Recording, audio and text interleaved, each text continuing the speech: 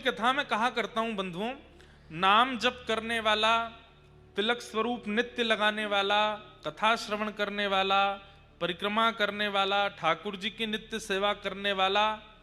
उसको आध्यात्मिक धार्मिक माना जाता है, वो भगवान का प्रिय माना जाता है। पर कई लोग साधन नहीं कर पाते, कथा नहीं श्रवण कर पाते, ठाकुर जी की इतनी सेवा नहीं कर पाते, वृंदावन नहीं जा पाते, गोवर्धन नहीं जा पाते, कथा भागवत में व्यस्ततम होने के कारण आ भी नहीं पाते। लेकिन ऐसे लोग भी यदि अपना व्यवहार, अपने विचार, अपनी बुद्धि और अपने जीवन में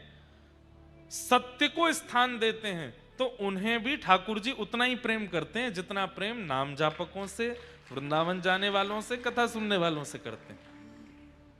कोई व्यक्ति है, आचरण बहुत शुद्ध है, किसी के प्रति छल नहीं करता, कोई कपट की भावना नहीं रखता, बहुत शुद्ध जीवन जीता है, लेकिन ठाकुर जी को मानता तो बहुत है, लेकिन समय के अभाव के कारण या किसी कारण से नहीं आ पाता कथाओं में, नहीं पहुंच पाता वृंदावन, नहीं कर पाता इतनी परिक्रमा, नहीं हो पाती उससे सेवा, लेकिन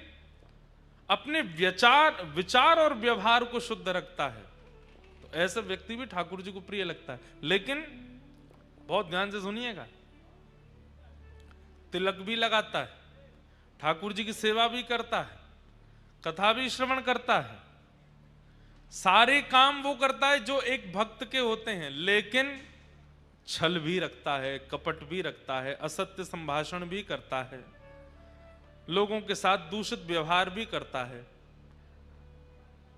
2 नंबर के कारोबार आदि भी करता है। ठाकुर जी को वो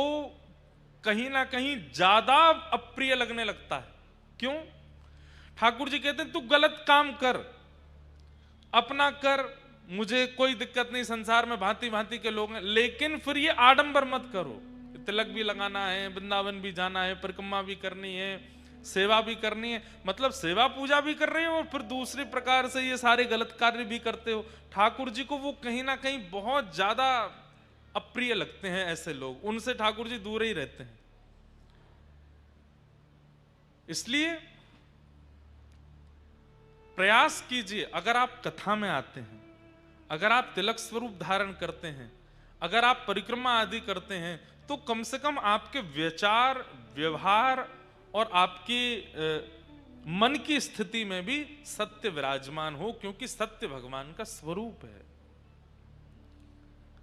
छल कपट नहीं होना चाहिए।